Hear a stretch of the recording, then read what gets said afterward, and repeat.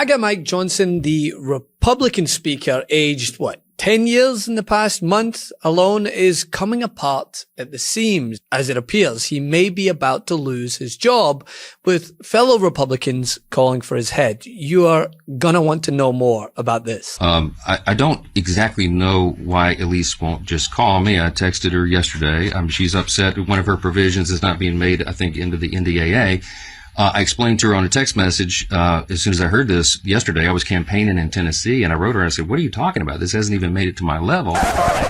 One of the most senior Republicans in the House of Representatives has just come out and told the Wall Street Journal that Mike Johnson would not have the support or the votes to remain Speaker if a new vote was held today, and that he's simply the reason why Republicans are set to lose big in 2026. This week, House Republicans witnessed an explosive public showdown between Speaker Mike Johnson and senior GOP ally Elise Stefanik. Stefanik accused MAGA Mike of being, quote, rolled by Democrats after he blocked a key amendment in the annual defense policy bill that would have forced the FBI to alert Congress when opening counterintelligence investigations into political candidates. In this case, I found out last night, this wasn't even on my radar, that apparently didn't happen. I haven't even talked to those chairmen. I haven't had time because I got in late last night.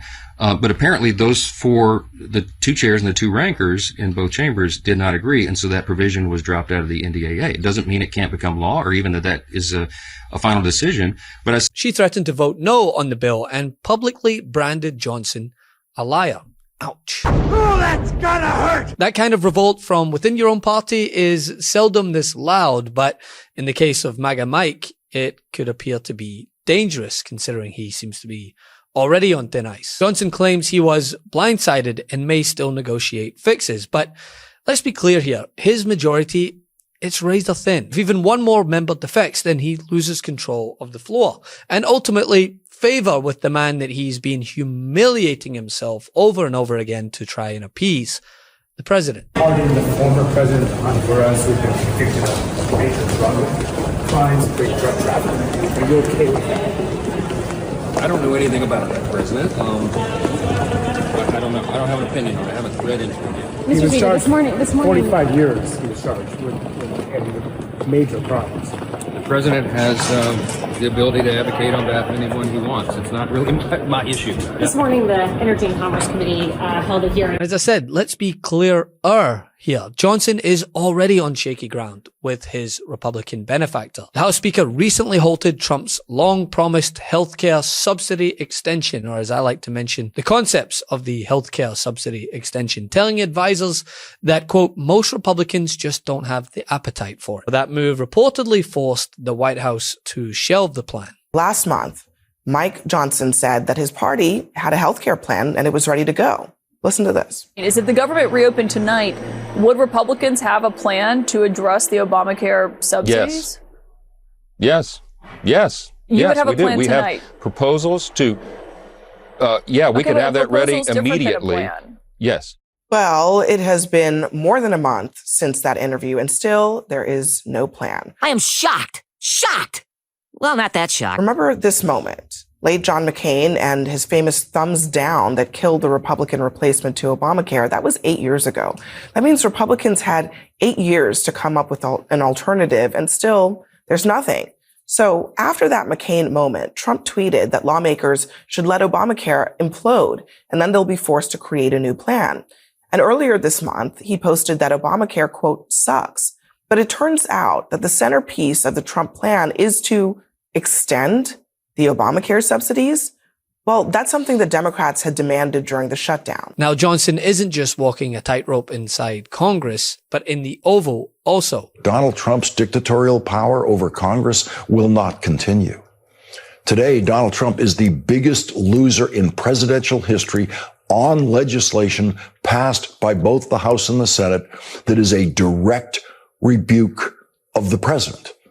No president has ever suffered a personal rebuke on legislation anywhere close to the enormity of what Donald Trump suffered today. Mike Johnson spent the year doing Donald Trump's dirty work in the House of Representatives by blocking any chance for a vote on releasing the Epstein files. And then when the vote was forced upon him, Mike Johnson completely surrendered. And then Mike Johnson was doubly humiliated in his surrender today after he said this. I called my counterpart in the Senate, Leader Thune, and I talked him through this with him and shared our deep concerns. And of course, they share those concerns as well. And so I'm very confident that when this moves forward in the process, if and when it is processed in the Senate, which there's no certainty that that will be, that they will take the time methodically to do what we have not been allowed to do in the House, to amend this discharge petition. He was guaranteed by Republican Senate Majority Leader John Thune that the Senate would amend the bill passed by the House and include the kind of changes Mike Johnson insisted were necessary. He said, I called my counterpart in the Senate, Leader Thune, and I talked through this with him and shared our deep concerns. Any reaction to Leader Thune seeing the bill without adding amendments or changing it? I'm deeply disappointed in this outcome. I think I've been at the state dinner. I don't know. I was just told that Chuck Schumer rushed it to the floor and put it out there preemptively. It needed amendments. I just spoke to the president about that. We'll see what happens. So do you think he may veto it? You say you spoke to the president? I'm not saying that. Is he supportive of it in its current form? We both have concerns about it, so we'll see. I was standing there with the Crown Prince. We couldn't talk. Are you frustrated in the majority leader? Are you upset with the majority leader? Now, what does all this say to the American people, right? Seeing as they are constantly watching and judging. Well, recent national polling paints a pretty bleak picture for GOP leadership going forward, which includes, of course, Johnson and Trump. According to a new Reuters Ipsos poll, the president's job approval rating has dropped substantially to just 38%, the lowest of his second term. Voters point to things like the economy, high inflation, and disappointing governance, which directly involves Mike Johnson, as key problems. Meanwhile, an AP poll released shortly after the 40-plus day government shutdown found that merely 33% of Americans approved of how the administration was managing the government as a whole, down sharply from March. And when you look at the overall approval rating among Republicans, it dropped from 81% to 68%. Now, still obviously in the majority, but think about it.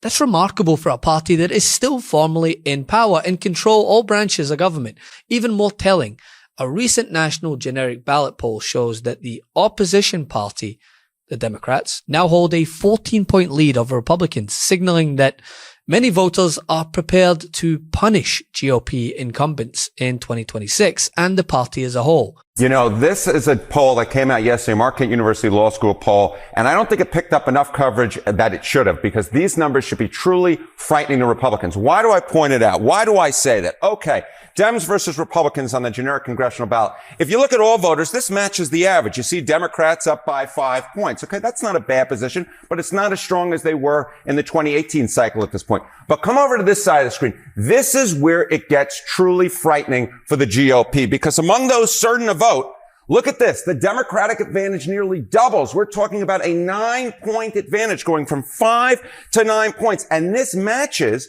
with what we're seeing in other polls, which is huge Democratic enthusiasm, huge. And more than that, remember, elections are not just about persuasion. They're about turnout as well. And what this suggests is Democrats are far more likely to turn out at this point. A 9-point advantage going from 5 to 9. That is A+, 2 thumbs up. Great news for Democrats. While the president, of course, bears the brunt of the blame, so too does the speaker. And when you look at how he's being perceived from within the ranks of his own party, it's not looking good for the man who just wants to be able to take a nap in peace.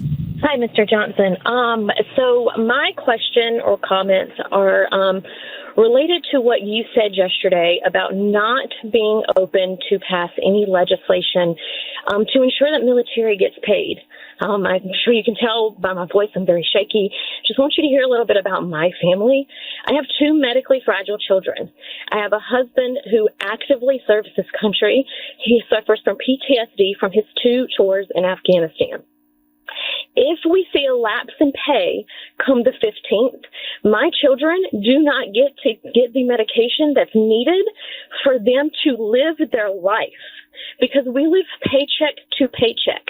I heard you earlier say that you side with President Trump on anything that he says. Well, I just read an article this morning that said he absolutely wholeheartedly believes that there needs to be legislation put in so that we do not miss a paycheck.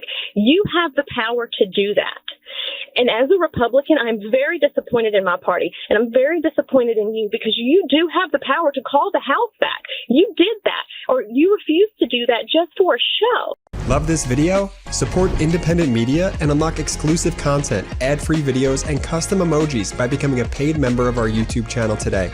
You can also gift memberships to others. Let's keep growing together.